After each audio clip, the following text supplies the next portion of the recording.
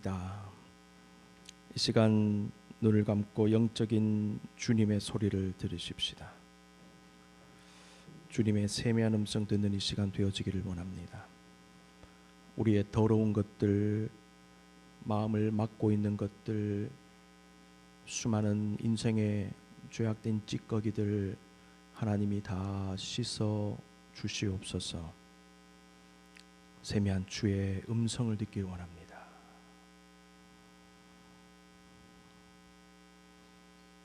겸손한 마음, 기도하는 마음으로 주님 한 분 바라보는 그 마음으로 말씀을 경청합니다.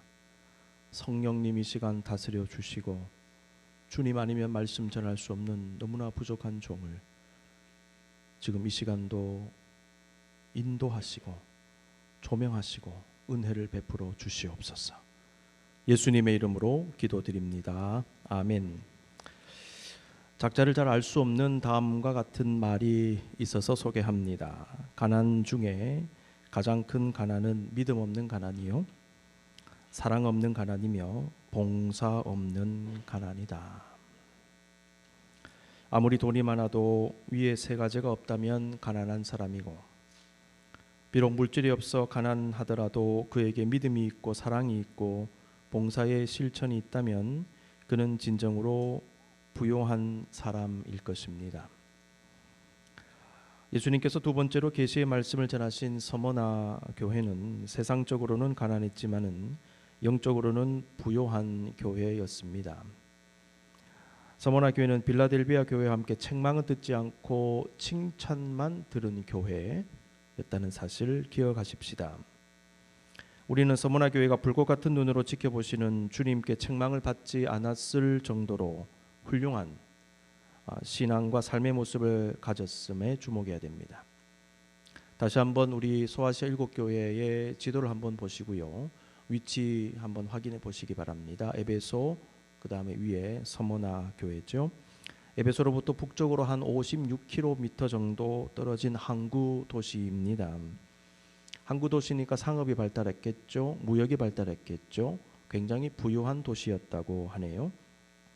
소아시아의 다른 도시들과 마찬가지로 엄청난 우상 숭배의 죄악, 황제 숭배가 성행하던 그런 곳이었습니다. BC 195년에 로마의 여신으로 불리는 그 신의 신전이 파거스라고 하는 산 위에 건설이 되고요, AD 23년에는 로마 황제 티베리우스의 신전이 건설이 되었습니다. 황제의 신전, 예배받는 황제, 한번 생각해 보십시오. 서머나 교회는 아마도 바울이 에베소에서 사역할 때 개척된 것이 아닌가 추정을 합니다. AD 70년에 예루살렘이 멸망당할 때에 수많은 유대인들이 이곳으로 이주하였는데 이들이 로마 정부와 협력하여서 그리스도인들을 심하게 박해한 것으로 알려져 있습니다. 그 유대인들은 서머나 교회 감독이었던 폴리캅과 11명의 성도가 화형으로 생을 마감하는 데 큰 기여를 한 것으로 학자들은 봅니다. 폴리캅은요, 안식일에 화형을 당했어요. 유대인들은 겉으로는 율법을 철저하게 준수하는 거룩한 사람들로 행세했지만은 안식일에 화형을 당하도록 조정했습니다. 무엇을 의미할까요? 안식일은 유대인 율법 가운데 가장 중요한 율법 아닙니까? 안식일은 철저하게 지킵니다. 지금도 정통 유대인들은요, 안식일을요 굉장히 소중하게 생각하고 철저하게 지킵니다. 이스라엘의 성지 순례를 가보니까요, 주일이었는데 정통 유대인들이 주일날 일을 하지 않습니다.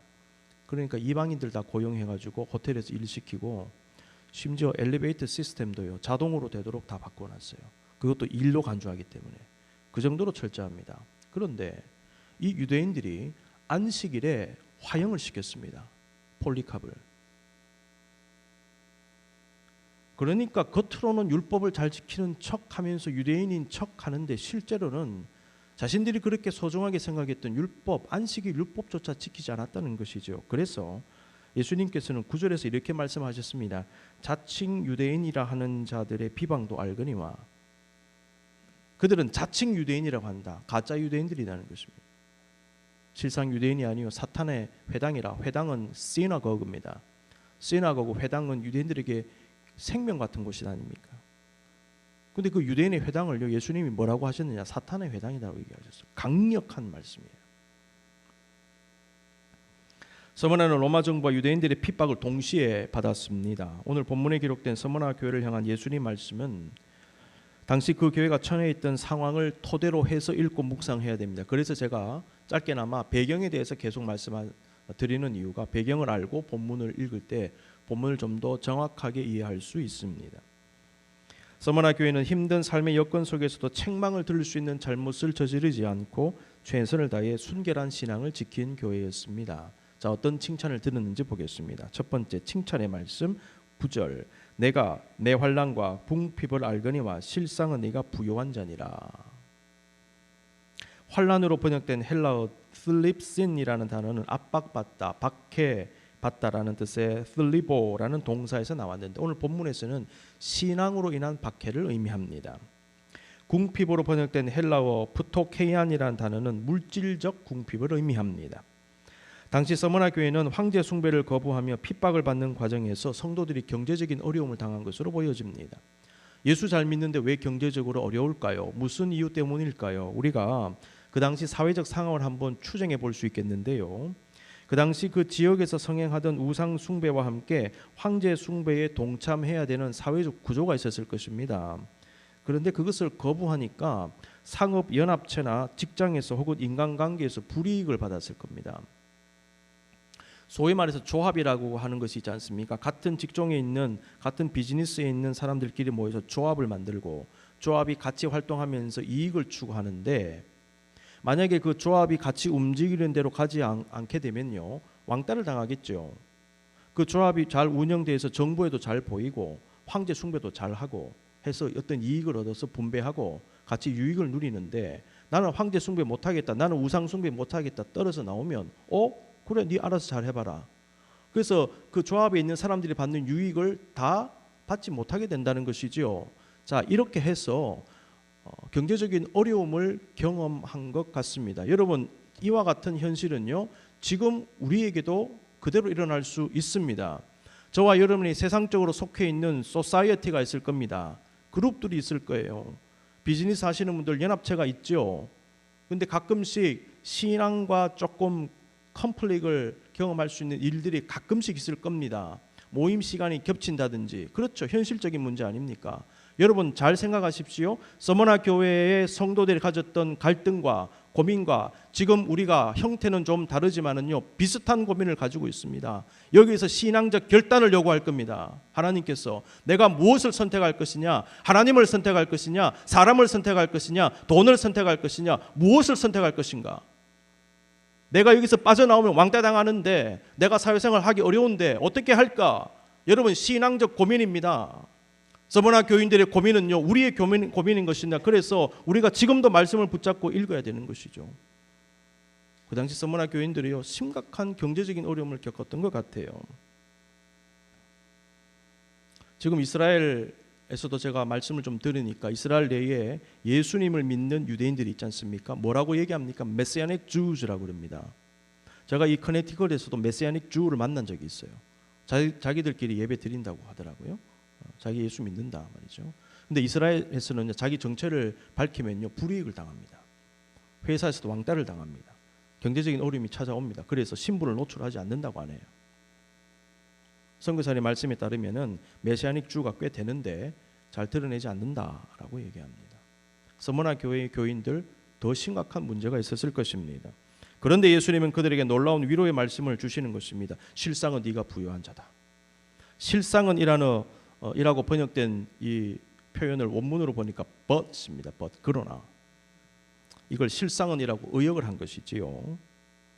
예수님은 서머나 교인들에게 너희가 핍박 가운데 경제적으로 어렵다. 그러나 너희가 부요한 자다라고 하신 것입니다. 서머나 교회는 세상적으로 육신적으로 가난했습니다. 그러나 하나님 앞에서 부요했습니다. 영적으로 부요했습니다. 예수님께서 서머나 교회에게 너희는 부요하다라고 하신 이유가 무엇입니까?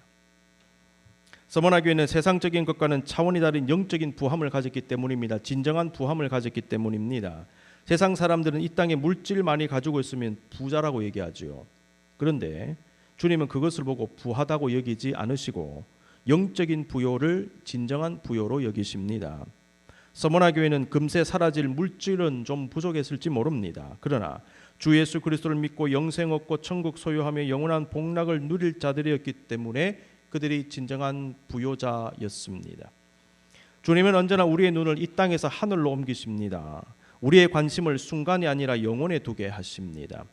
예수님은 누가복음 10장에서 70인의 제자들이 파송되었다가 돌아왔을 때 주님, 우리가 귀신 쫓아냈습니다. 이렇게 말하자 다음과 같이 말씀하셨습니다. 20절. 그러나 귀신들이 너에게 항복하는 것으로 기뻐하지 말고 너희 이름이 하늘에 기록된 것으로 기뻐하라. 귀신 쫓아내는 것 중요한 일이었죠. 악귀를 쫓아내는 것, 강력한 어떤 영적인 영향력을 나타내는 것이었습니다. 근데 주님께서요, 그걸 칭찬하시기보다는 너희가 귀신 쫓아내는 것, 귀신이 항복하는 것으로 기뻐하지 마라. 너희 이름이 하늘에 기록된 것으로 기뻐해라. 너희가 수천의 귀신을 쫓아내 본들 만약 너희 이름이 생명책에서 지워진다면 그게 무슨 의미가 있느냐? 여러분이 70년, 80년, 90년 신앙생활을 했는데요, 생명책에 여러분 이름이 없다면 무슨 의미가 있습니까? 우리가 엄청난 교회를 세우고 엄청난 업적을 만들어 본들 정작 가져야 될 것, 중요한 것 놓치면 무슨 의미가 있습니까? 여러분의 사회적 지위가 아무리 높아 본들, 여러분이 수백억의 자산가를 한들 하늘나라에 들어가지 못한다면 무슨 의미가 있냐는 것이죠. 그렇죠. 교회를 잘 섬기고 열심히 섬기고 했는데 정작 참된 믿음이 발견되지 않는다면 무슨 의미가 있느냐? 너희 이름이 하늘에 기록된 것으로 기뻐하라. 여러분, 그래서 신앙생활 하실 때 본질을 놓지 마십시오. 정말 중요한 것, 무슨 활동하고 봉사하고 사역하고 다 좋은데 그 중심에 하나님 향한 순전한 믿음, 이거 놓치면 끝나는 것입니다. 무엇을 가져야 할 것인가? 무엇이 중요한가? 무엇이 가치가 있는 것인가? 비즈니스 하시면서, 공부하시면서, 직장생활 하시면서, 교회 생활 하시면서 무엇이 중요한가? 저는 목회하면서 무엇이 중요할까? 나는 중요한 것을 지키는 목회자인가? 늘 고민해야 될 것입니다. 히브리서 11장에 기록된 믿음의 사람의 특징은 잠시 머물다 가는 이 세상이 아니라 영원한 본향을 생각하고 하늘의 복과 하늘의 상을 추구하는 것입니다. 11장 24에서 26절입니다. 믿음으로 모세는 장성하여 바로의 공주의 아들이라 칭함받기를 거절하고 도리어 하나님의 백성과 함께 고난받기를 잠시 죄악의 낙을 누리는 것보다 더 좋아하고, 잠시 죄악의 낙을 누리는 것보다 더 좋아하고, 그리스도를 위하여 받는 수모를 애굽의 모든 보화보다 더 큰 재물로 여겼으니, 많은 이들이 이 땅의 재물과 사람을 주님보다 더 소중하게 여기며 심지어 주님을 선택하기보다는 그 재물과 사람을 선택하기도 합니다. 그러나 하늘의 것을 더 중요하게 생각하고 사모하는 사람은 세상적인 것, 사람, 물질에 초연한 마음을 가집니다. 이것은 다 배척한다는 얘기가 아닙니다. 다 잘 지내고 잘 가지고 잘 누리면서도 초연해지는 거죠. 이 땅에서 주님을 선택하는 자들은 하늘의 보화를 받습니다. 그러므로 이 땅에서 고난과 궁핍을 경험해도 주님을 믿는 자들은 실상은 부요한 자들입니다. 자, 그렇다면 어떻게 세상과 사람과 물질에 초연할 수 있을까요? 초연함은 하나님을 향한 참된 신앙에서 나올 것입니다.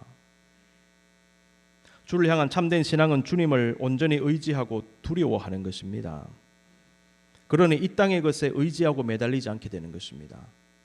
사람은요, 두려워하는 것에 매달리게 되어져 있어요. 물질 두려워하고 세상 두려워하면 세상과 물질에 매일 것입니다. 그런데 하나님을 더 두려워하니 그런 것들에 매이지 않게 되는 것이죠. 주님을 목적으로 삼는 사람은 세상 것을 목적으로 삼지 않습니다. 주님이 목적인 사람에게 주님 외에 그 모든 것은 목적이 아니라 수단으로 바뀝니다. 세상의 것들이 중요하지 않다는 것이 아닙니다. 더 중요한 것, 우선순위가 달라진다는 것이지요. 내가 의지하는 어떤 것은요, 사실 내가 두려워하는 것일 수 있습니다. 깊이 한번 생각해 보십시다. 예를 들어 돈에 지나치게 집착하는 마음 속에는요, 돈을 두려워하는 마음이 있지 않을까요? 우상 숭배의 마음의 중심에도 집착과 두려움이 있습니다. 집착이 강해질수록 두려움이 커집니다. 두려우니까 더 집착하게 될 겁니다. 두려워하는 이유는 무엇입니까? 돈의 힘을 내가 믿고 있는데 만일 돈이 부족하면, 돈이 없으면 안 될 것 같은 생각이 들기 때문이죠. 우리는 내가 가진 것을 잃어버릴까 봐, 그것으로 인해 내가 어떻게 될까 봐 두려운 것입니다. 두려우니까 더 매달립니다. 매달리는 것이 무엇입니까? 집착입니다. 두려움으로 집착하는 것은 묶여있는 것, 속박되어 있는 것입니다. 묶여있고 속박되어 있으니까 자유가 없어요. 여러분 마음에 왜 이렇게 마음에 좀 답답할까? 자유가 없을까? 가만히 한번 생각해 보십시오. 그 이유가요, 여러분이 무엇인가에 묶여있기 때문인 것입니다. 물질의 사람의 세상에 심하게 매인 사람은요, 자유가 없어요. 가지고 있는데 불안합니다. 함께 있는데 평안하지 않습니다. 누리고 있는데 행복하지 않아요. 잃어버릴까 봐 불안하기 때문입니다. 만약 저와 여러분 내면에 이러한 집착과 두려움이 있다면 주님의 임재와 만지심을 간구하며 주님께 더 가까이 나아가실 수 있기를 바랍니다. 그 마음 해결받지 못하면 여러분 행복을 누리지 못하십니다. 서머나 교인들의 모습은 참된 믿음의 사람들이 가져야 하는 것으로 사도 바울의 고백에서도 발견이 됩니다. 고린도후서 6장 8절에서 10절입니다. 우리는 속이는 자 같으나 참되고 무명한 자 같으나 유명한 자요, 죽은 자 같으나 보라 우리가 살아있고 징계를 받는 자 같으나 죽임을 당하지 아니하고 근심하는 자 같으나 항상 기뻐하고 가난한 자 같으나 많은 사람을 부요하게 하고 아무것도 없는 자 같으나 모든 것을 가진 자로다. 저는 이 말씀을 오늘 보면서요, 오늘 본문 말씀하고 이 말씀이 얼마나 이렇게 정확하게 매칭이 되는가 깜짝 놀랐습니다. 아무것도 없는 것 같은데 모든 것을 가진 자예요. 무명한 자 같은데 유명한 자래요. 실상은 너희가 부요한 자로구나. 오늘 본문 말씀과 고린도후서 6장 8절에서 10절까지의 말씀, 여러분 깊이 한번 묵상하실 수 있기를 바랍니다. 서머나 교회가 칭찬받은 이유는 물질적인 가난과 궁핍에도 불구하고 하나님이 주시는 영적 부요함을 누릴 수 있는 믿음과 영성을 가졌기 때문입니다. 그들은 오직 주님만을 붙잡고 주님께서 주시는 영원한 기업을 바라보며 나아갔습니다. 제가 찬송가 하나가 생각이 났습니다. 찬송가 435장이 생각이 났어요. 나의 영원하신 기업 생명보다 귀하다. 나의 갈 길 다가도록 나와 동행하소서. 주께로 가까이 주께로 가오니 나의 갈 길 다가도록 나와 동행하소서. 우리 한번 나지기 같이 한번 불러볼까요? 나의 영원하신 기업 생명보다 귀하다. 나의 갈 길 다가도록 나와 동행하소서. 주께로 가까이 주께로 가오니 나의 갈 길 다가도록 나와 동행하소서.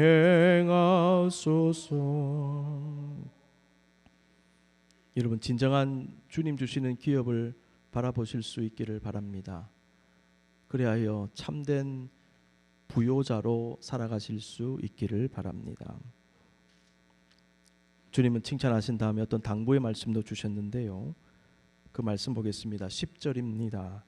너는 장차 받을 고난을 두려워하지 말라. 볼지어다 마귀가 장차 너희 가운데서 몇 사람을 옥에 던져 시험을 받게 하리니 너희가 10일 동안 환난을 받으리라. 내가 죽도록 충성하라. 그리하면 내가 생명의 관을 내게 주리라. 예수님은 환난과 궁핍 속에서도 믿음을 지킨 서머나 교인들에게 장차 받을 고난을 두려워하지 말라고 하셨습니다. 이 고난이 무엇입니까? 서머나 교회 일부 성도들이 감옥에 갇혀 시험을 받게 되는 것인데 주님이 예언하셨어요. 시험을 받게 하리니로 번역된 말의 헬라어를 보니까 페리라스데테라는 단어인데, 이것은 두 가지 의미를 가지고 있다고 합니다. 타락시키기 위해 유혹하다. 두 번째, 신앙의 정진을 위해 시련을 주다. 근데 본문에서는 신앙의 정진을 위해서 시련을 주는 것으로서의 시험으로 해석을 합니다. 10일 동안 시험을 받는다 했습니다. 10일을 문자적으로 해석하지 말고 상징적으로 봐야 될 것입니다. 일정한 제한된 기간 동안의 시험을 허락하신다. 방금 마이크 이상한 소리 났잖아요. 설교하다가 이상한 소리 날 수 있습니다. 근데 이 말씀 기억하십시오. 당황하지 말고 조금 시간이 지나면 없어지는 것입니다. 영성훈련반을 운영하면 기도 시간에 이상한 잡음도 좀 들릴 수도 있고, 우리 교회 살 때 오토바이 소리도 나고 뭐 사이렌 소리도 나고, 잡음이 날 때 제가 그냥 개의치 않고 쭉 밀고 나가거든요. 뭘 가르쳐 드리기 위함이냐 하면 인생 살면서 잡음이 들릴 때가 있는 것입니다. 인생에 잡음이 있어요. 방해물들이 있습니다. 가끔씩 막 치고 들어오는 것들이 있습니다. 전혀 예상하지 못하는 것들. 근데 많은 분들이요, 그런 게 있으면 불편해하고 동요를 시작합니다. 근데 동요하지 말고 쭉 가십시오. 시험과 환난은요, 영원히 계속되지 않습니다. 방해물들은 영원히 지속되지 않습니다. 오늘 또 10일이라 그랬는데 제한적이고 일정한 기간입니다. 10일 동안 환난을 받으리라. 혹시나 저와 여러분이 시험 중에 있으십니까? 좀 어려운 일이 있으십니까? 10일 동안에 하나님께서 제한적으로 주신다는 것을 믿고 끝날 때를 바라보시며 넉넉하게 감당하실 수 있기를 바랍니다.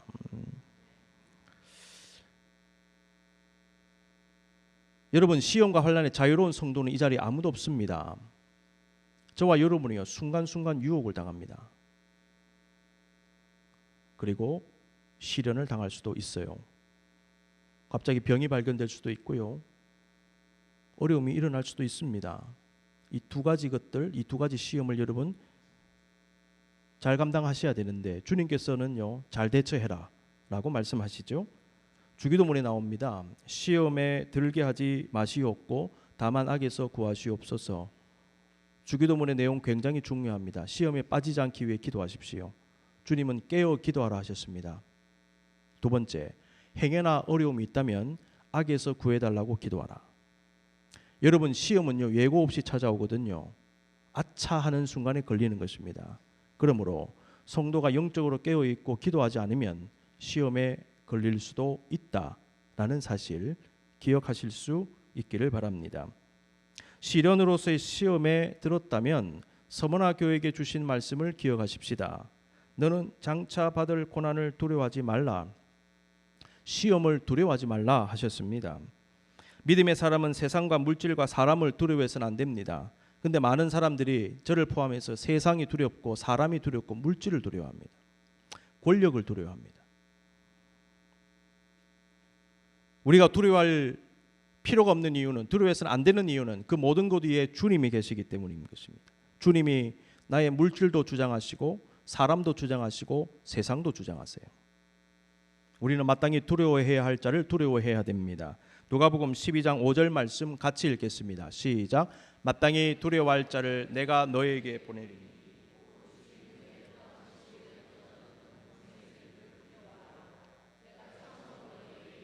그를 두려워하라. 아멘. 두려워하지 말라고 하신 주님은 네가 죽도록 충성하라고도 하셨습니다. 그리하면 내가 생명의 관을 내게 주리라. 자, 죽도록 어떻게 이해할까요? 헬라의 원어적 의미를 보니까 죽음에 이르기까지. 충성하라는 의미는요, 신실한 믿음을 지키라, 이런 의미를 가지고 있습니다. 주님은 이 표현을 통해서 고난에 직면한 서머나 교회가 하나님을 향한 신실한 믿음을 언제까지? 죽음의 순간까지 순교를 각오하고 지켜내라 말씀하셨습니다. 우리가 가진 기독교 신앙은 예수 그리스도의 고난과 죽음을 통해 얻은 것입니다. 그러므로 신앙을 지키는 것은 목숨을 다하여 지키는 것이 맞습니다. 초기 교회는 이것을 몸으로 경험했습니다. 예수님의 이름을 고백하면 죽이니까 신앙과 목숨, 이것은 연결되는 것이구나. 목숨 바쳐 신앙을 지키는 것이구나. 여러분, 그 사실, 지금 우리가 너무나 평화롭게 신앙생활을 하고 있어서 그 사실을 망각할 수 있습니다만은 신앙의 본질은요, 목숨과 바꾸는 것입니다. 목숨을 다하여 죽도록 충성하라. 이 말은 굉장히 중요한 말입니다. 죽음의 순간에 이르기까지 순교를 각오하고 충성하라, 신앙을 지켜라. 저와 여러분에게 주님께서 말씀하시는 것입니다. 사순절이 왜 중요할까요? 살다 보면 이 사실을 잊어버리기 때문에 사순절 기간 그 동안만이라도 정말 집중적으로 그 사실을, 신앙의 본질을 기억하라. 예수님을 묵상하라. 그리하여 너의 삶이 달라져야 한다. 그 기간을 렌트 기간에 정해 주신 것입니다. 예수님의 12 제자들을 사도로 부릅니다. 아포스톨스. 근데 사도들의 제자를 무엇이라고 부르는가? 속사도로 부릅니다. 아포스톨릭 파더스라고 얘기합니다. 속사도 교부들. 속사도 가운데 폴리캅이라는 분이 있습니다. 여러분 한번 들어보셨을 것입니다. 자, 폴리캅. 이분이 서머나의 감독이었어요. 폴리캅은 사도 요한의 제자였습니다. 자, 사도의 제자들 속사도. 이분이 오랫동안 서머나 교회 감독을 지냈는데요. 폴리캅은 황제 숭배를 강요하며 박해하는 로마 제국에 굴하지 않고 예수님 말씀대로 죽도록 충성하라. 그 말씀대로 행한 사람이었습니다. 결국 화형장에 서게 됩니다. 제가 서두에 말씀드렸죠. 폴리캅은 황제 숭배를 하면 자유를 주겠다는 재판관의 마지막 회유가 있었습니다. 그럼에도 불구하고 죽기를 각오하며 다음과 같은 말을 남겼습니다. 86년 동안 내가 그를 섬겼고 그가 나에게 해롭게 한 적이 없는데 내가 어떻게 나를 구원하신 왕을 저주할 수 있겠는가? 내가 86년을 섬겼는데 어떻게 이 자리에서 생명 그 유지하고자 내가 배신할 수 있겠는가? 나는 못한다. 폴리캅은 이어서 재판관이 불붙인 불은 한순간 동안 탈 것이겠지만은 영원한 지옥불은 결코 꺼지지 않을 것이다.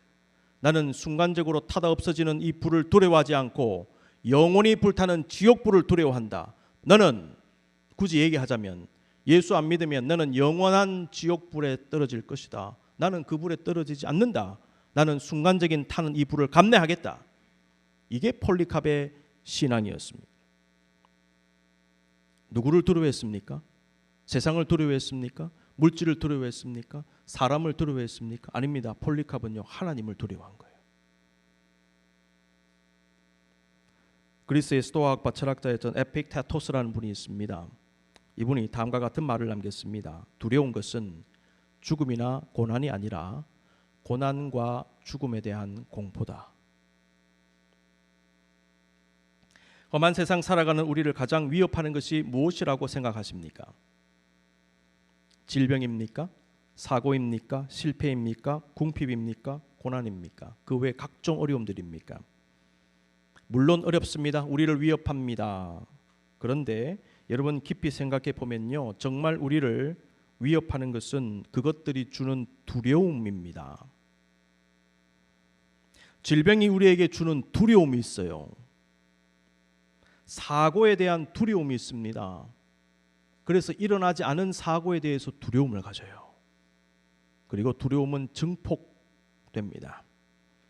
물질의 부족이 만드는 힘든 상황에 대한 두려움, 실패에 대한 두려움, 상실에 대한 두려움, 혼자 있는 것에 대한 두려움, 일과 학업에 대한 두려움입니다. 그 두려움이 우리를 두렵게 합니다. 오늘 주님은 저와 여러분에게 말씀하십니다. 장차 받을 고난을 두려워하지 마라. 그 이유는 주님은 두려움이 원인이 되는 그 모든 것을 다스리시는 분이시기 때문입니다. 그래서 박해 중에 경제적인 궁핍을 경험한 서머나 교회에게 실상은 네가 부유한 자다. 왜 그런 줄 아느냐? 내가 너에게 모든 것을 줄 수 있지 않느냐? 너는 천국의 소망을 가졌지 않느냐? 금세 사라질 물질이 아니라 천국의 보화, 천국의 물질, 진정한 상급을 내가 너에게 주지 않느냐? 그러므로 두려워하지 마라. 네가 부요한 자다. 눈을 감으십시다. 여러분 지금 저와 여러분이 무엇을 두려워하고 있습니까? 사람을 두려워하십니까? 세상이 두렵습니까? 물질이 두렵습니까? 그 외에 어떤 것이 여러분을 두렵게 하십니까? 여러분 기억하십시오. 두려움이 두렵게 하는 것입니다. 그 위의 것을 바라보십시다. 두려워하지 마라 하신 주님, 그 주님을 바라보십시다. 여러분 지금 무엇에 집착하고 계십니까? 무엇이 소중하십니까? 무엇에 매달려 계십니까? 우리는 정말 부요한 자입니까? 아니면 다 이루고 다 가진 것 같은데 실제로는 영적으로 가난한 자입니까? 깊이 한번 묵상해 보십시다. 그리고 참회하십시다. 주님, 제가 주님 아닌 다른 것에 너무 집착하고 매달려 있으면서 불안해하고 근심하고 염려했군요. 나는 정말 영적으로 가난한 자였군요. 주님 용서해 주십시오. 주님 불쌍히 여겨 주시옵소서.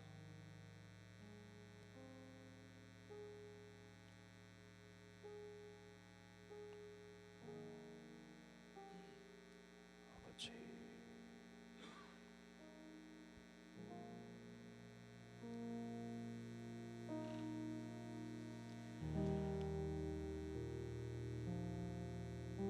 이렇게 부족한 우리들을 주님께서 이 시간 불러주십니다. 성찬의 자리로 불러주십니다. 수고하고 무거운 짐진 자들아 다 내게로 오라. 내가 너희를 쉬게 하리라. 내가 너희의 모든 것이다. 내가 주는 잔과 내가 주는 떡을 받아라. 이것으로 정말 부요해지거라. 너희의 두려움을 다 극복하거라. 걱정하지 마라.